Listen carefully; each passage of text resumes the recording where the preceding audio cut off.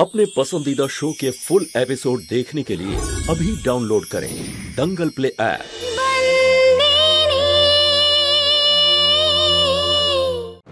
যদি আমার মাকে তুমি এক মুহূর্তের জন্য নিজের মা মনে করতে, তাহলে সেদিন তুমি বসে থাকতে না যেদিন আমার মা এই বাড়ি ছেড়ে চলে যাচ্ছিল। অন্তত একজন আটকাতে পারতো, কিন্তু সবাই বসে বসে মজা দেখছিল আর আমার মা বাড়ি ছেড়ে চলে গেল।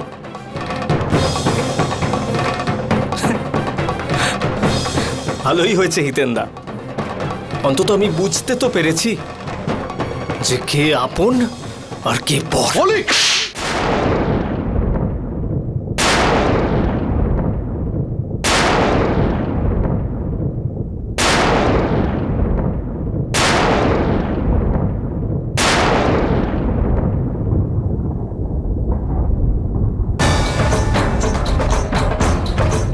যদি চাইতাম তাহলে এই চোরের জবাব আমিও দিতে পারতাম, কিন্তু আমার মধ্যে আমার মায়ের শিক্ষা আছে। সেই মায়ের যে নিজের ছোট ভাইয়ের দেওয়া শাস্তি আজ আস্তে আস্তে ভোগ করছে। আর যে মহিলার জন্য তুমি আজ আমার গায়ে হাত তুললে হিতেন্দা, সে তো তোমার নিজের মাও নয়। ঠিক আছে, ছাড়ো, আমি এই কথাটা ভুলে যাব, কিন্তু তুমি এই কথাটা মনে রেখো হিতেন্দা, যে আজ তুমি আমায় চোর মারো কি থাপ্পড় মারো কি আমার গায়ে হাত তোলো, কিন্তু মিথ্যেটা সত্যি প্রমাণ হবে না। আজকে তুমি আমার গায়ে হাত তুলে এটা প্রমাণ করে দিলে হিতেন্দা, যে কোথাও না কোথাও তোমার মধ্যেও এই মহিলা শিক্ষা কাজ করছে। হিতেন্দা,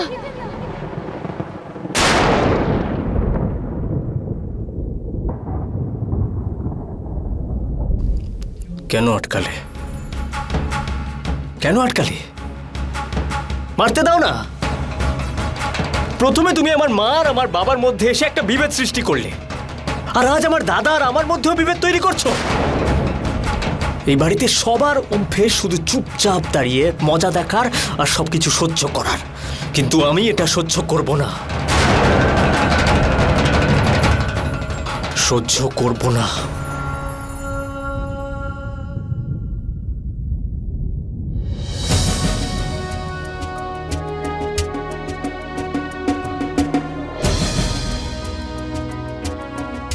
হিতেন্দা, মৌলিকদা এখন নিজের জ্ঞানে নেই, কিন্তু তোমাকে তো বুঝতে হবে, তুমি বড়, তোমার এটা করা একদম উচিত হয়নি। ওর এটা করা উচিত হয়নি শান্ত, আমার মাকে অপমান করা উচিত হয়নি।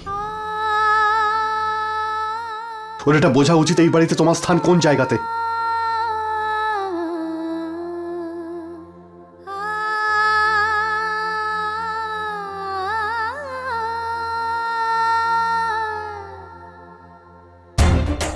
মৌলিকদা, তুমি রাগ করো না, হিতেন্দাকে ভুল বুঝো না তুমি।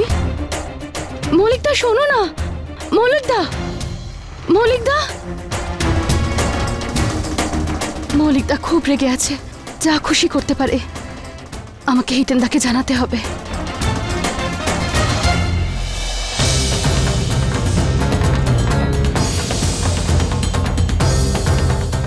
ওই দাঁড়া,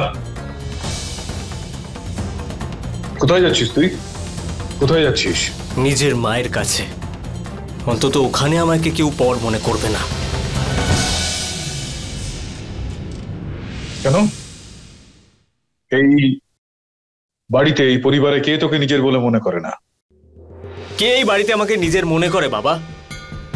যতদিন তরুপিসি ছিল, আমার মা ছিল, ততদিন এই বাড়ির সদস্য মনে করা হতো, আমাকে নিজের মনে করা হতো। কিন্তু এখন হিতেন্দাও তো মনে করে যে ওই শান্তুই ওর নিজের মা। কি ঘুরিয়ে ঘুরিয়ে কথা বলছিস তুই? সোজা সোজা কথা বল না আমার সঙ্গে। কি হয়েছে? সোজা কথাই বলছি আমি বাবা। আমি বুঝতে পারি না এই পরিবারের লোকেরা কেমন। পরকে সবাই আপন করে নেয় আর আপনকেই পর। আজ সবাই সুভদ্রা মাকে ভুলে গিয়ে শান্তুকেই মা মনে করছে।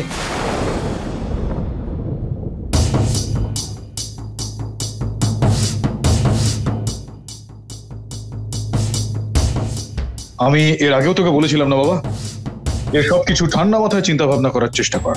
বলেছিলাম না আমি তোকে? আর এটাও তুই মনে রাখিস, প্রত্যেকের যে কোনো বিষয়ে দেখার কিন্তু দৃষ্টিভঙ্গি আলাদা হয়। এখানে বিষয়টা হিতেনেরও, আর হিতেনও তো তোর এক্ষেত্রে দাদা, তাই না? কোনো দাদা নয় আমার, এগুলো সব নাটক। কিসের দাদা কিসের ছেলে বাবা?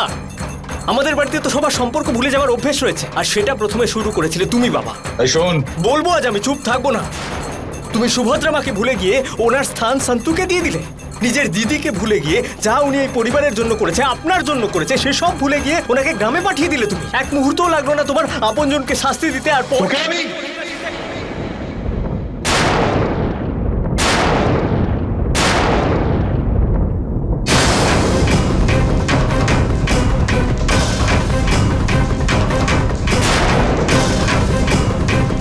মারো না বাবা, মারো।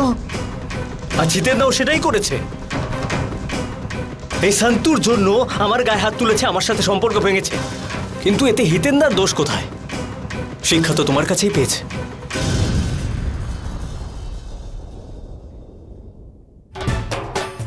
তোর এরকম মনে হয় এই গোটা বিষয়টা তোর দাদার ভুল হয়েছে, তাই তো? তোর এরকম মনে হয়? এরকমটা মনে হয় তোর? হ্যাঁ। এই তুই এদিকে আয়। আরে এদিকে আয় তুই। চল তুই তোর ভাইয়ের কাছে ক্ষমা চা। ওর কাছে কেন ক্ষমা চাইবো? তুই তো হাত তুলেছিলিস ওর ওপর। চল এখন ক্ষমা চা, ক্ষমা চা। বাবা, ওর কাছে আমি কেন ক্ষমা চাইবো? আমি কোনো ভুল করিনি। আমি একদম তোর কাছে জানতে চাইনি যে কার ভুল ছিল কার ঠিক ছিল। আমি ঠিক যেরকমটা বলছি সেরকমটা কর। চল যা, ক্ষমা চা। আমি ক্ষমা চাইবো না বাবা, ভুল মৌলিক ছিল। আমি ভুল করেছি। হ্যাঁ, তুই ভুল ছিলি। তুই না ভেবে চিন্তে শান্তকে যা খুশি বলিস। আমি সন্তুকে যা বলেছি সব সত্যি বলেছি। কি সত্যি বলেছিস? তুই জানিস কি শান্তর উপর দিয়ে কি যাচ্ছে? সন্তুর মনে কি চলছে তুমি দেখতে পাচ্ছ, আমার মনে কি চলছে দেখতে পাচ্ছ না? চুপ করে থাক একদম। তুই ওর উপর হাত তুলেছিলি কেন? ওকে নিজের মনে করে হাত তুলেছি। আমি ওর বড় দাদা। কিন্তু বলে কি যখন ইচ্ছে তুমি আমার গায়ে হাত তুলবে? ভুল করলে বারবার তোর গায়ে হাত তুলবো আমি। চুপ কর। ভাই মনে করে তোকে মেরেছি, চুপ করে বলছি তোকে আমি। চুপ কর তুই। না বাবা, আমি আজকে চুপ করে থাকবো না। তুমি বলেছিলে না যে মিথ্যের সামনে কখনো মাথা নত করবি না? আমি মিথ্যে সেটাই করেছি। তুই ভুল ছিলিস। কিন্তু তুই চুপ কর।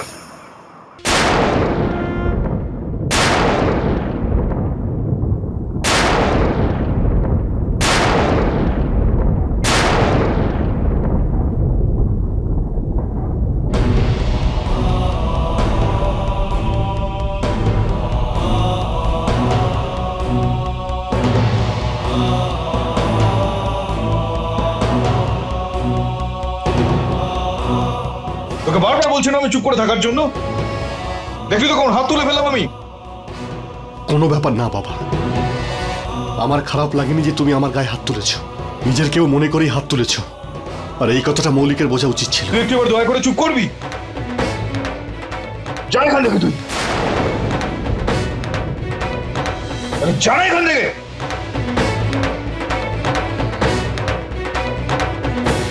চল। আরে চল।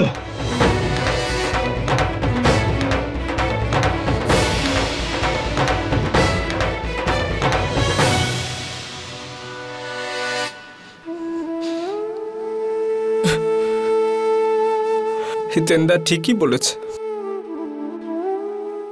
আপন মনে করলেই গায়ে হাত তোলে, পর মনে করলে নয়।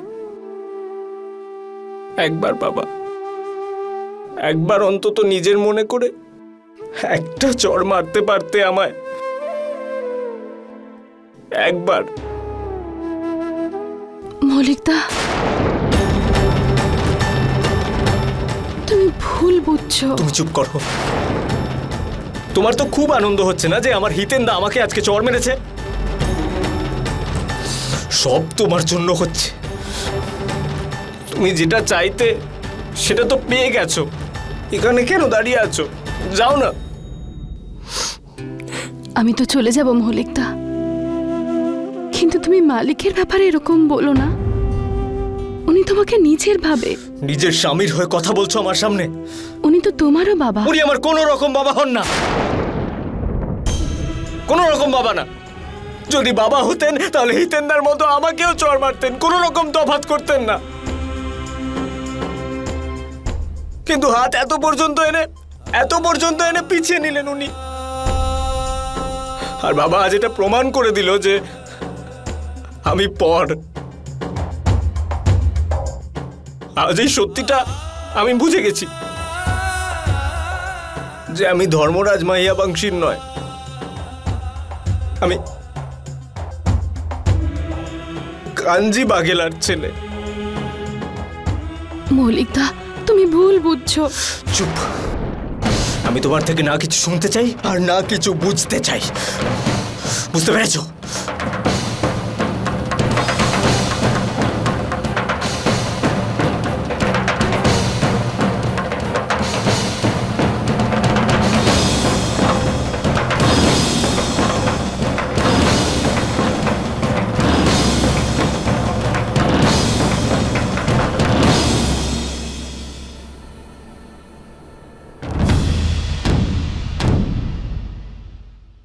মালিক, আমি আপনার সাথে একটু কথা বলতে চাই। আমি তোর সঙ্গে কোনো কথা বলতে চাই না। তুই জানিস তো এটা, যে তুই এখন শাস্তি ভোগ করছিস।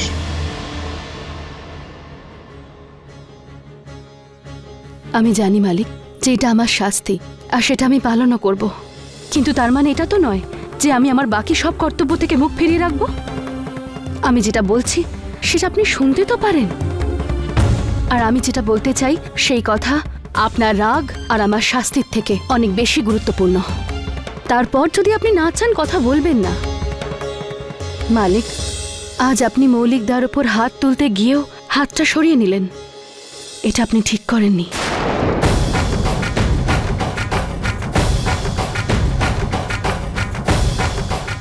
তুই আমাকে বুঝিয়ে বলবি নাকি মৌলিক কতটা মানসিক বিপর্যয়ের মধ্যে দিয়ে যাচ্ছে, তোর সেটা খবর আছে? আর তুই আমাকে বলেছিস যে আমি ওর গায়ে হাত না তুলে ঠিক করি, তাই তো? তুই এতটাই বোকা নাকি আমায় বলতো? কেন? কারণ ও আপনার ছেলে নয় সেই জন্যে, তাই তো? মালিক, আপনি হিতেন্দার গায়ে হাত তুললেন কিন্তু মৌলিকদার গায়ে না। এই কথাটা মৌলিকদার মনে খুব আঘাত দিয়েছে। আমি এটা জানি মালিক যে মৌলিকদা আমাকে পছন্দ করে না, কিন্তু যদি উনি একবার আপনাকে বা এই পরিবারকে পর ভাবতে শুরু করে, নিজেকে সবার থেকে আলাদা করে দেয়, তাহলে এই সম্পর্ককে সামলে ওঠা কঠিন হয়ে যাবে। এই কথাটা বলায় আমার কোনো স্বার্থ নেই, শুধু একটাই স্বার্থ, মালকিন যে সম্পর্কগুলোকে বেঁধে রেখে গেছেন সেটা আমি ভাঙতে দিতে চাই না। আমি জানি আমি বোকা, তাই যদি আমি কোনো ভুল কথা বলে থাকি তাহলে আমাকে ক্ষমা করে দেবেন।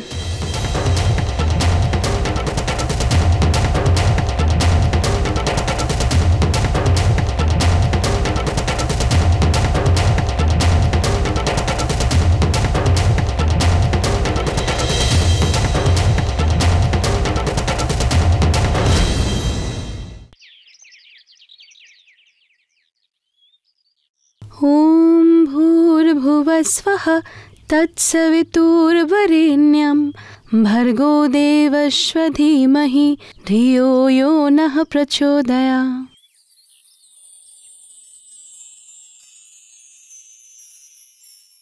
হে মা, আশীর্বাদ করুন যাতে এই বাড়িতে খুব তাড়াতাড়ি সব ঠিক হয়ে যায়।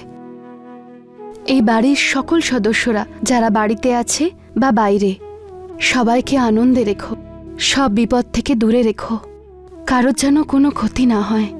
সন্ত,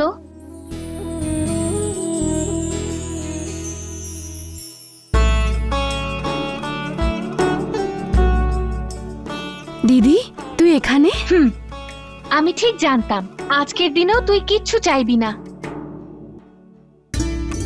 বাদ দে, এই নে এটা ধর। আরে দিদি, এটা তোর জন্মদিন আমি ভুলে যাইনি। তোকে অনেক অভিনন্দন সন্ত।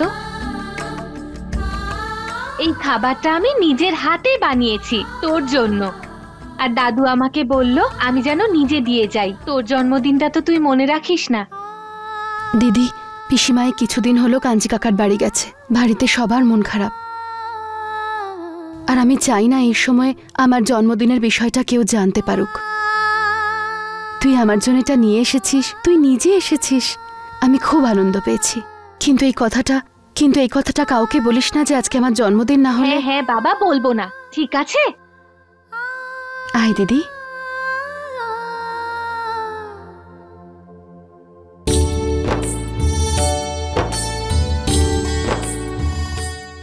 আজকে সন্তর জন্মদিন।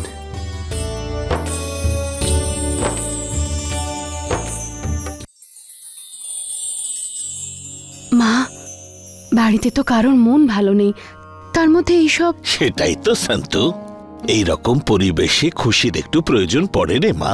আর তোর জন্মদিনের বাহানায় অল্প কিছুক্ষণের জন্য সবাই তো একটু ভুলে থাকতে পারবে। কিন্তু বাবা। হ্যাঁ সন্তু, সুখ দুঃখ তো একে অন্যের ছায়া। আমরা দুঃখে হারিয়ে যাই, যে সুখ আসতে চলেছে সেটা দেখতে পাই না। বিভা। হ্যাঁ দিদা। যা গিয়ে তোর বাবাকে ডেকে নিয়ে আয়। আচ্ছা। মা, এসব তুমি কি করছো? তুমি তো জানো মালিক এখনো আমার উপর রেগে আছে। তুই কেন চিন্তা করছিস? আমি সামলে নেব।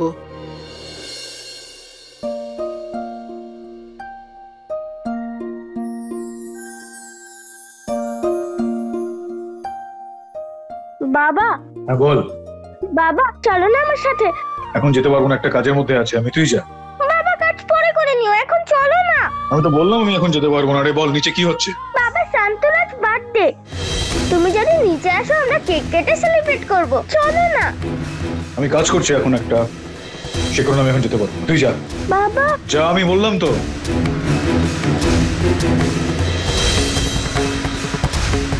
এই কথাটা বলায় আমার কোনো স্বার্থ নেই, শুধু একটাই স্বার্থ, মালকিন যে সম্পর্কগুলোকে বেঁধে রেখে গেছেন সেটা আমি ভাঙতে দিতে চাই না।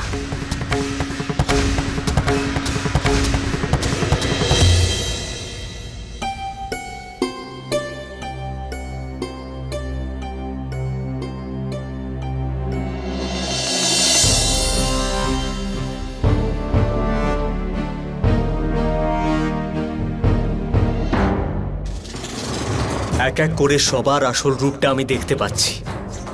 আমার মা ওই গ্রামের কুঁড়ে ঘরে পড়ে আছে, শাস্তি পাচ্ছে।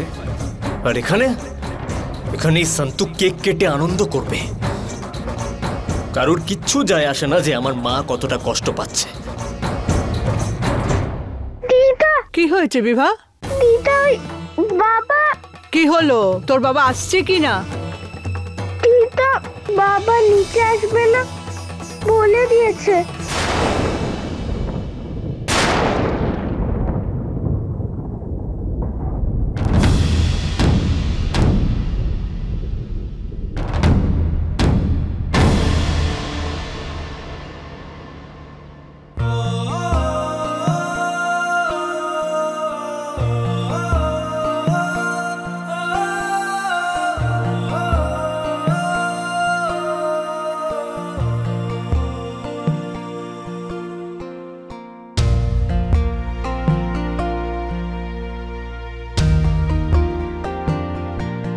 এসে গেছে মিস্টার মাহিয়া বংশী।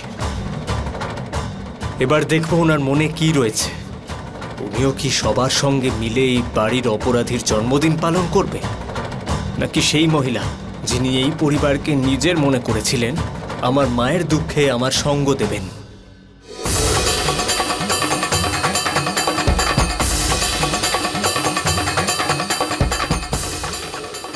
যদি সন্তুর জন্মদিনে আমি অংশগ্রহণ করি, তাহলে মৌলিক, যে নিজেকে ইতিমধ্যেই পর ভাবতে শুরু করেছে, সে আমাদের থেকে আরো দূরে চলে যাবে। আর যদি আমি এই জন্মদিনে অংশগ্রহণ না করি, তাহলে সন্তুর সঙ্গে সঙ্গে মা, বাবা আর বাচ্চাদেরও মন একদম ভেঙে যাবে। এক্ষেত্রে কি সিদ্ধান্ত আমি নেব?